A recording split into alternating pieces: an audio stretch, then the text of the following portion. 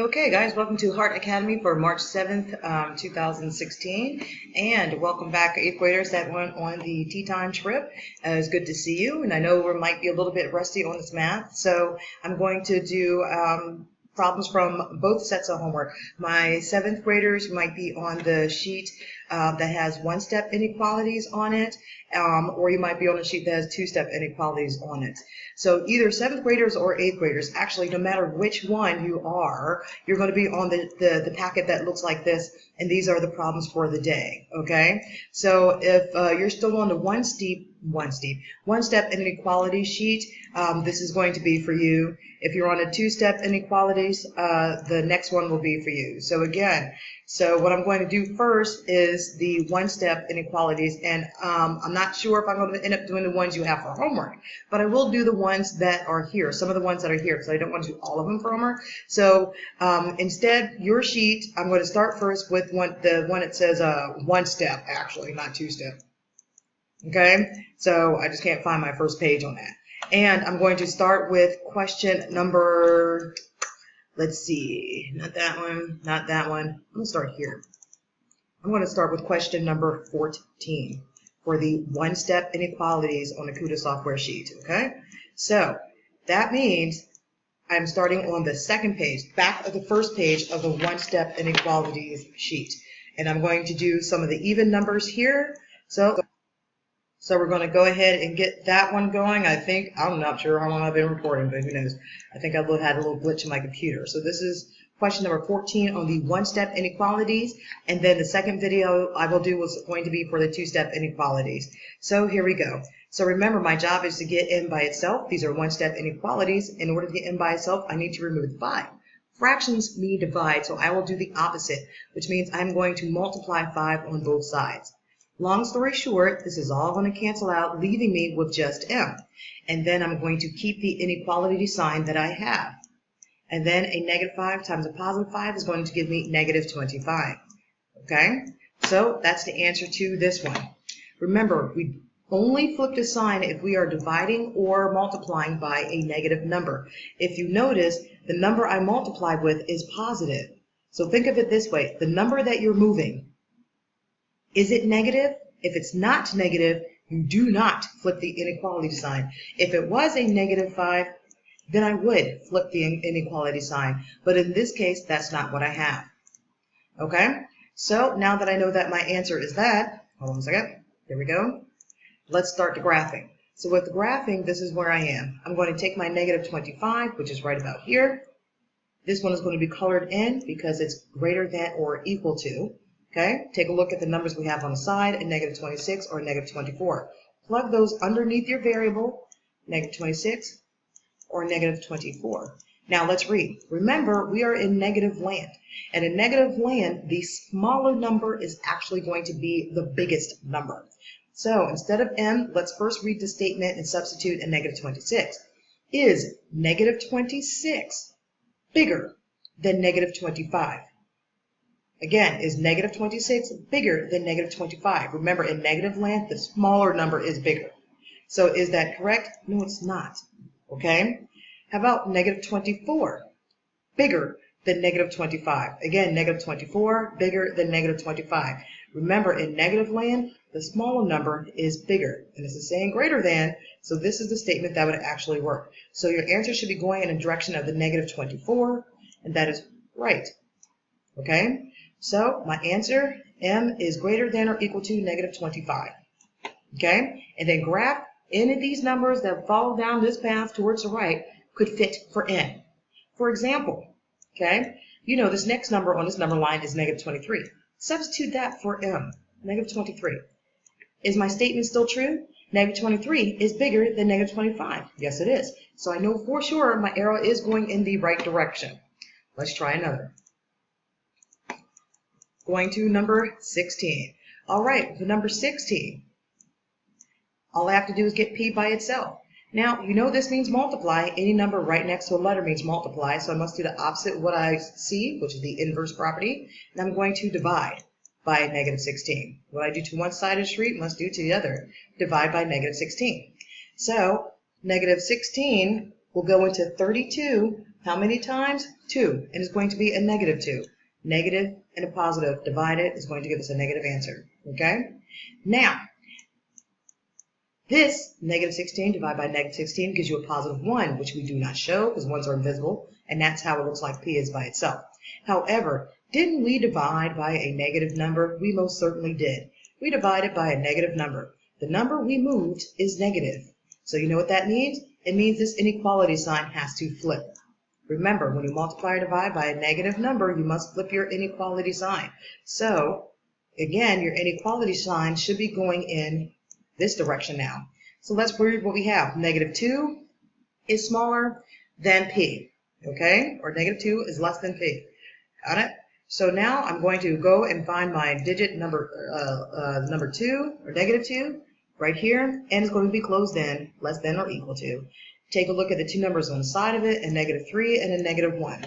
Put those underneath your variable. Doesn't matter what sign the variable is on. Just put your answer choices underneath the variable. And now let's read to see which statement is true. Remember, in negative land, the smaller number is the bigger one. So, negative 2 is less than negative 3. Is this correct? Yes, it is. Okay? So, no, it's not. I just caught myself in what I just did. Look at it again. So remember, in negative land, the smaller number is actually the bigger one. So if I read this as negative 2 is less than negative 3, that is incorrect. Okay? Now our next one, negative 2 is less than negative 2. Oops, I meant to put negative 1, didn't I? So let me change this one over to a negative 1. That's what I get for going too fast. All right, doesn't matter. Trying to make it matching colors. There we go. Okay, so now let's read the second statement. Negative 2 is less than negative 1. And that means basically negative 1 is bigger than negative 2. That is correct. So our arrow will be going in the direction of the negative 1, which is right. So again, out of these two statements, negative 2 is less than or equal to negative 3. That is not correct. Negative 2 is less than negative 1. That one is correct. Therefore, your arrow is going towards the right. All right, and let's go to number 18. Okay, now to get rid of or to get x by itself in this one, I got to move the 5. Don't let that fool you just because that plus 9 is there, okay? It just means that you're not going to multiply 5, you're going to subtract it. Subtracting 5 for both sides. Here we go. Now, I know for some of you, these are the questions we did in class, and some of you, these are not the questions we did in class. I just wanted to make sure you had a refresher of how to do these one-step inequalities. So whichever page your homework was on, I'm giving you some sample problems from the homework packet, which eventually you will be doing the entire thing anyway. All right, so for number 18, I have a positive 6 over this side, less than or equal to x. Notice this sign says less than or equal to. Okay, please remember how to read the signs. It is the reason why I gave you the alligator sheet. The alligator sheet looks like this. Look at that. Greater than and less than. Okay, so this is important why to have the sheet. No one in class should be telling me the wrong answer for greater than or less than, especially if you have the sheet in front of you. I will be emailing your parents to let them know that too. Just saying. All right, so now I'm going to circle my 6. Should be circled in. This time I have a 5 or a 7 as my answer choices, 5 or 7. Put those underneath your variable, a 5 or a 7, and let's read. 6 is smaller than 5. Is that true? No, it is not. 6 is smaller or less than 7. Is that true? Yes, it is. So your arrow should be going in the direction of the 7, and in this case, it is the right. All right, let's see how much time I have left for this video. I still have a few minutes, so I'll go on to the next problem. Or actually, I'll just do some of the problems that are on the side over here. I'll just go to number 17. Okay, so I am trying to get v by itself. Look at this. I would have to add 3 to both sides, add 3 to both sides. Here we go. So now I have a negative 8 and a positive 3. Remember your integer rules. You must make sure that you subtract, keep the sign at the higher digit. In this case, it's going to be a 5. What kind of 5? A negative 5. Greater than v. Okay? So now that I have my inequality, I now will graph. Now that I have negative 5 is greater than v, so I have negative 5. Remember, don't circle this one in because it didn't say or equal to. And my two answer choices are negative 6 or negative 4. Put those underneath your variable, negative 6 or a negative 4. Okay, and let's read. Remember, we are in negative land. So in negative land, the smaller number is actually the bigger number because it's closer to 0. Negative 5 is bigger than negative 6. Is that correct? Yes, it is. Always check your next one just in case. Negative 5 is bigger than negative 4. That is not correct. Remember, in negative land, the smaller number is actually bigger. So if I put a negative 4 right here, that statement is not true. So therefore, it's not going to work. But any number that's with the 6 side, like these, that'll work. Okay, so your arrow should be going towards the left on this one. All right. So we'll do one more, number 15. Here we go. So for number 15, boom, there it is. To get x by itself, I'm going to divide by a negative 13. Divide by a negative 13. Okay? Negative 13 goes into negative 13 one time, therefore giving your x, because ones are invisible in this case. And guess what? Didn't I divide by a negative number? The number I moved is negative, so this inequality sign should be flipped.